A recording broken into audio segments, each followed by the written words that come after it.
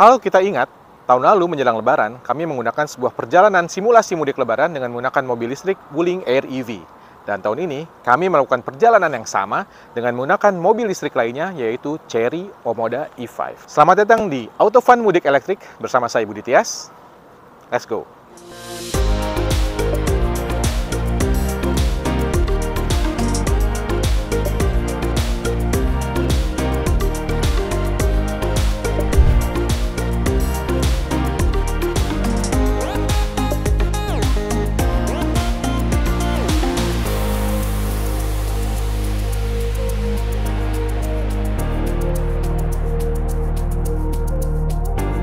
Perjalanan kali ini dimulai dari SPKLU di daerah Fatmawati, Jakarta Selatan. Di sana kita mengisi kembali baterai Omoda E5 hingga penuh 100%. Dan kemudian kita juga ngecek tekanan angin ban sebelum melakukan perjalanan keluar kota.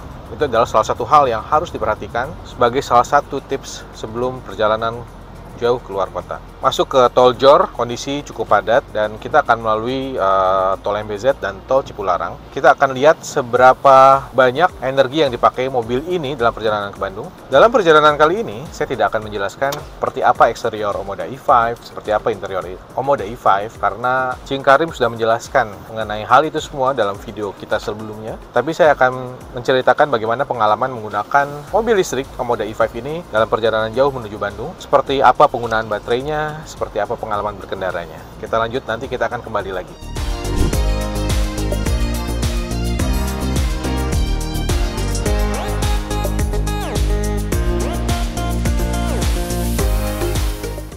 Jadi kita sudah menempuh 100 km dari pertama kali tadi kita mengisi di SPKLU Fatmawati, Jakarta. Dan saat ini kita berada di tol Cipularang. Dengan jarak 100 km, Omoda E5 berhasil mempertahankan daya baterainya hingga 82%. Artinya hanya 18% energi baterai yang terpakai dalam jarak 100 km tersebut. Dan sisa jarak yang dicatatkan di sini adalah sekitar 350 km. Tadi pada saat kita mengisi penuh di SPKLU, 100% itu range yang ditunjukkan oleh Omoda E5 adalah 429 km. Artinya dengan sisa jarak yang hanya tinggal 60 km menuju Bandung, seharusnya sampai Bandung masih ada sisa banyak sekali baterai yang bisa dimanfaatkan untuk berjalan-jalan di kota Bandung. Akan kita lihat setelah kita sampai di kota Bandung, berapa sisa baterai yang ada di Omoda E5 ini.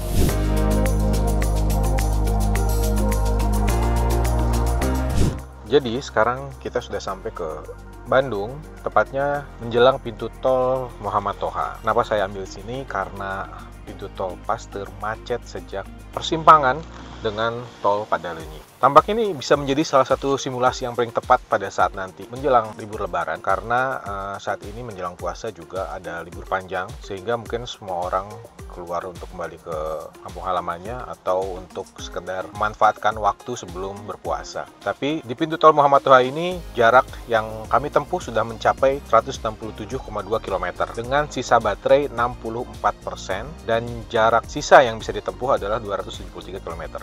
Artinya sepanjang perjalanan sejauh 167,2 km ini baterai yang terpakai adalah sekitar 36%, teman-teman.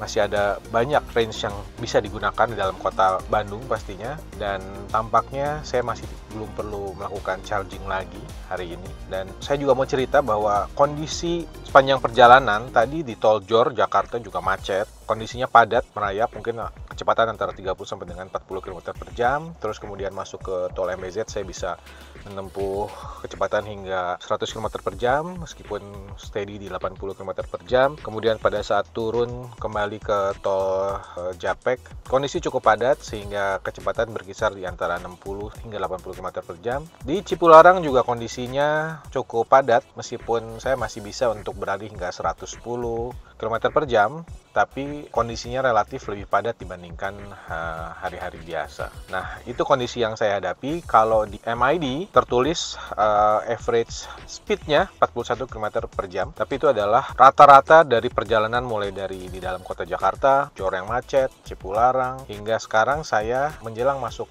pintu tol Muhammad Toha, kecepatannya rata-rata menunjukkan 41 km per jam. Oke teman-teman, nanti kita akan kembali lagi. Kita lihat setelah ini bagaimana pengalaman kita untuk mencari dan mengisi kembali baterainya di charging station di Bandung.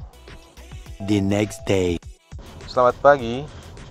Hari ini hari ketiga bersama Omoda E5, dan setelah perjalanan dari Jakarta kemudian menghadapi kemacetan khas kota Bandung di akhir pekan, plus kemarin kita sudah jalan ke Soreang. Pagi ini rencananya kita akan menuju Lembang, dan tadi pagi saat sebelum berangkat kita lihat di MID sisa baterainya masih ada 42% dengan jarak tempuh 179 km.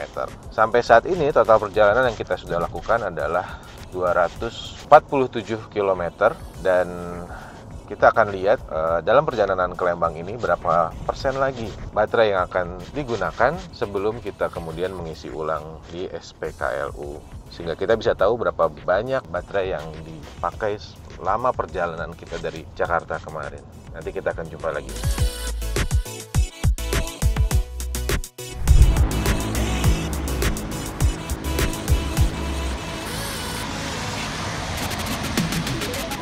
Oke, saat ini saya sedang berada di Gunung Tangkuban Perahu, dan kita sudah berjalan sejauh 31 km dari kota Bandung tadi, dan sisa baterai ada 23%. Artinya hanya sekitar 19% baterai yang terpakai dalam perjalanan dari Bandung ke Tangkuban Perahu ini, dan di MID tertera masih ada 97 km lagi jarak tersisa yang bisa digunakan oleh mobil ini. Kita akan pakai itu untuk kembali ke Bandung, yang tentunya akan menggunakan regeneratif baterai, dan kita akan mengisi di SPKLU di Bandung setelah ini. Kita ikuti terus.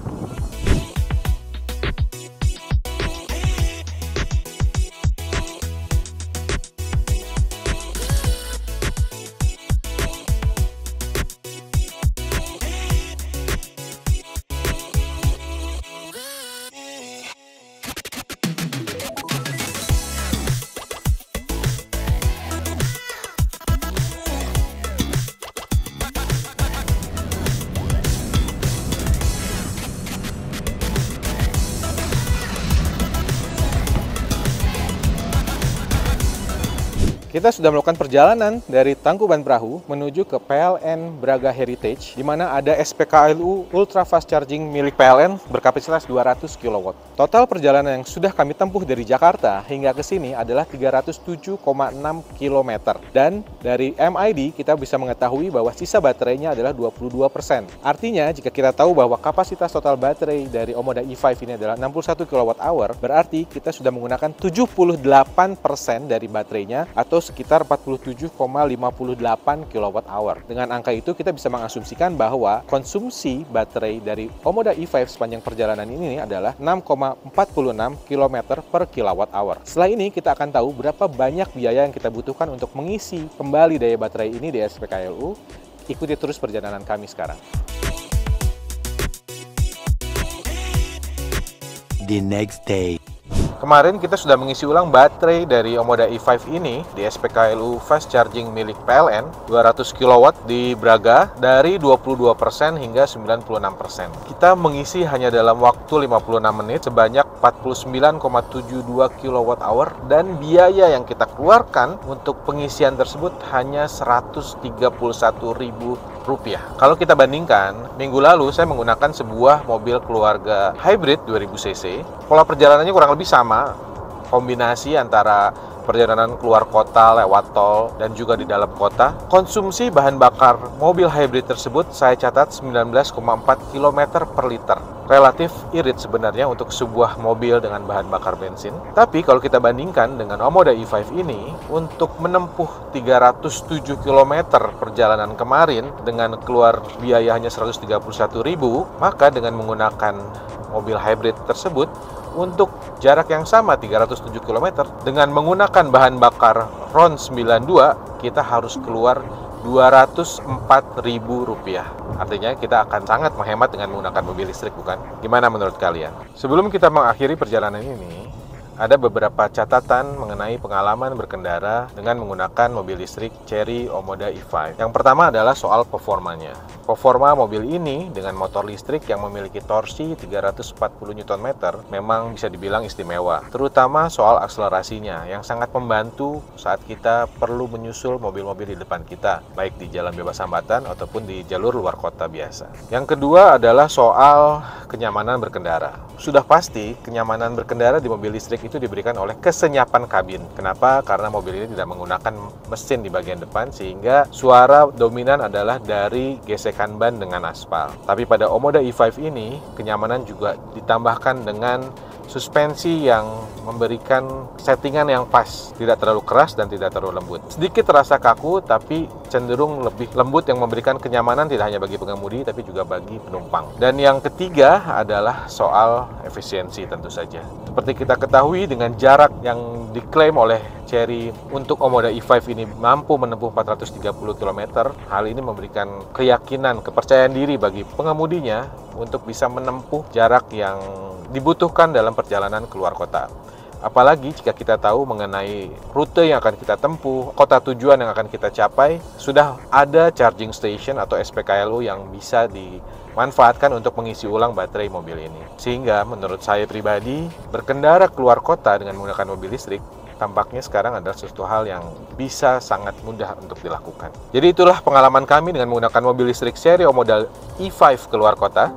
Dan secara pribadi, hal ini membuat saya semakin yakin untuk menggunakan mobil listrik dalam perjalanan jauh keluar kota. Bagaimana dengan Anda? Tulis di kolom komentar.